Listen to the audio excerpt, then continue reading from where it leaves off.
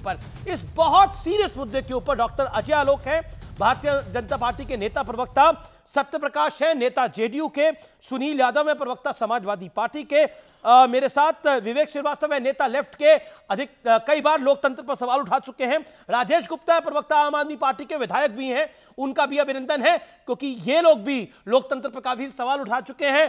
चलिए लोकतंत्र की अगर हम बात करें तो क्या मैं आपसे जानना चाहता हूं सत्य प्रकाश जी, इस चर्चा की शुरुआत आप ही से कर लेते हैं जी। अमेरिकी think tank प्यू research centre, John किर्बी, Joe Biden, ये तमाम लोग एनडीए में शामिल हो गए हैं।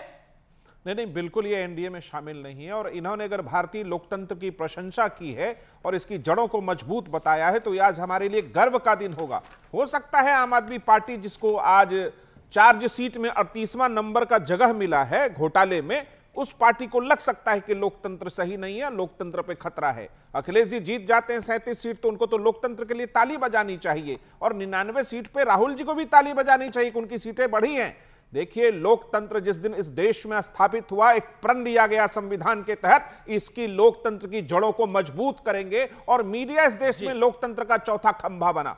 न्यायपालिका सदैव काम करती रही। बीच में थोड़ा लोकतंत्र पर इमरजेंसी के दौरान हमला हुआ, लेकिन इस देश में लोकतंत्र की जड़ें इतनी गहरी थी कि इंदिरा गांधी जी को इमरजेंसी हटानी पड़ी और देश चुनाव में गया और चुनाव के बाद सरकारें बदली। हर राज्य में, हर पंचायत में सरकारें वोट से बदलती है। यही इस लोकतंत्र की सबसे बड़ी उपलब्धि है। बोलने से लेकर के जीने तक का अधिकार सुरक्षित है। यह लोकतंत्र की खूबसूरती है कि कई पार्टियां हैं हर राज्य में, अलग अलग भाषाओं की, अलग अलग विविधताओं पे भरे इस लोकतंत्र में कई पार्टियां, और सब इसमें आती हैं, जनता को बताती हैं कि मैं आपके लिए काम करूंगा, जनता वोट दे तो सरकार भी बनाती है। जी, मैं रुक करता हूं आम आदमी पार्टी के विधायक का। मैं राजेश जी आपके पास आता हूं। अरविंद जी ने कहा कि देश की आजादी, संविधान, लोकतंत्र सब खतरे में है, लेकिन अमेरिकी थिंक टैंक का मानना है कि 70% भारतीय अपने देश की लोकतांत्रिक व्यवस्था से पूरी तरह से संतुष्ट हैं और 70% एक अच्छा नंबर है। हालांकि आज आपकी पार्टी और आपके नेता आरोपी भी बन गए हैं चार्जशीट के दौरान। अमित जी, मेरा यह कहना है कि उन्होंने 70% कहा, मैं कहता हूं कि 100% इस देश की जनता इस देश के संविधान में यकीन करती है, उसे प्यार करती है। और देखिए, जब लोकतंत्र में यकीन करने की बात आती है तो उसके अंदर आपको जनता को भी धन्यवाद देना पड़ेगा। नहीं, लोकतंत्र में यकीन का बात नहीं है। मैं फिर बताता हूं प्रश्न क्या था। अमेरिकी थिंक टैंक का प्यू रिसर्च सेंटर का सवाल था, भारतीय अपने देश की लोकतांत्रिक व्यवस्था से संतुष्ट हैं, यानी आज की जो व्यवस्था है उससे संतुष्ट है। जिससे आप असंतुष्ट बता रहे थे लोगों को, वो गलत है। पॉइंट नहीं। मुझे अमीश भाई, आप चीजों को देखिए, एक जो मैं कहना चाहता हूं उसको समझिएगा, मुझे बोलने दीजिएगा प्लीज सर। लोकतंत्र की जो व्यवस्था है वो देश की बहुत अच्छी है कि एक सरकार को चुना जाएगा, दूसरे जो होंगे विपक्ष में बैठेंगे, विपक्ष के लोग जनता की आवाज को उठाएंगे, सत्ता उस बात को सुनेगी, मीडिया उस बात को उठाएगा। अगर कोई कमी पेशी रह जाती है तो आपस में बात होगी, और वो कमी पेशी बात से नहीं सुलटती है तो उसके लिए न्याय व्यवस्था है। यही देश की व्यवस्था है और उससे सब संतुष्ट है। 70% लोग हैं, मेरा तो ये मानना है कि 100% को होना चाहिए। बहुत खूबसूरत व्यवस्था भारत ने पूरी दुनिया को दिखाई है, लेकिन हम ये कह रहे हैं कि एक पार्टी लगातार इस व्यवस्था पे चोट बना रही है और वो भाजपा है। आप समझ रहे हैं? व्यवस्था से तो खुश है, मैं भी खुश हूं, मैं 2 बार का विधायक हूं, व्यवस्था बहुत अच्छी है देश की और मैं 2 बार जीता भी हूं। लेकिन अगर कोई इस व्यवस्था को चोट पहुंचाता है तो उस पर सवाल उठाना तो विपक्ष वो का काम आता है ना, सर्वे में आता। अगर बीजेपी चोट पहुंचा रही होती तो सर्वे में तो दिखाई देता। राजेश जी, नहीं, सुनिए, तो दिल्ली में 7 सीटों कैसे जिता दी बीजेपी को, अगर लोकतंत्र को खराब कर रही थी बीजेपी?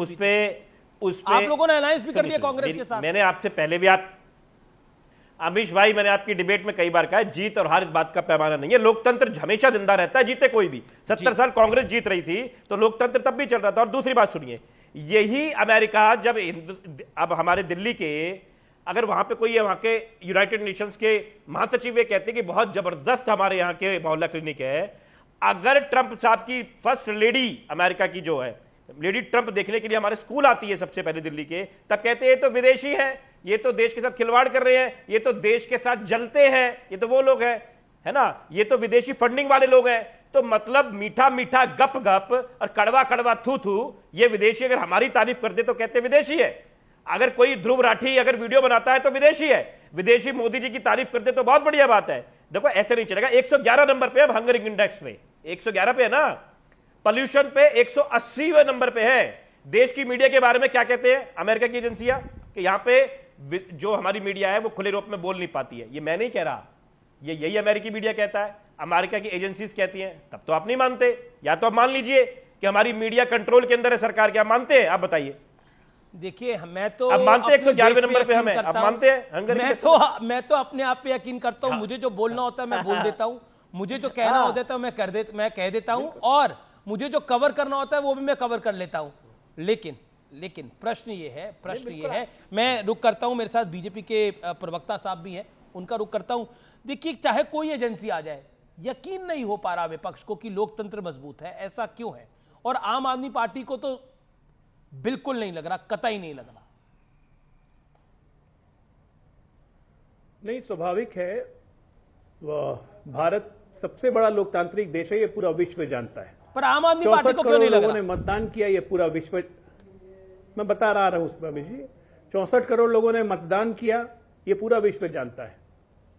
36.8% वोट बीजेपी को आए, ये पूरा विश्व जानता है। एनडीए गठबंधन तीसरी बार लगातार 60 वर्षों के बाद लगातार तीसरी बार सत्ता में आई, ये पूरा विश्व जानता है।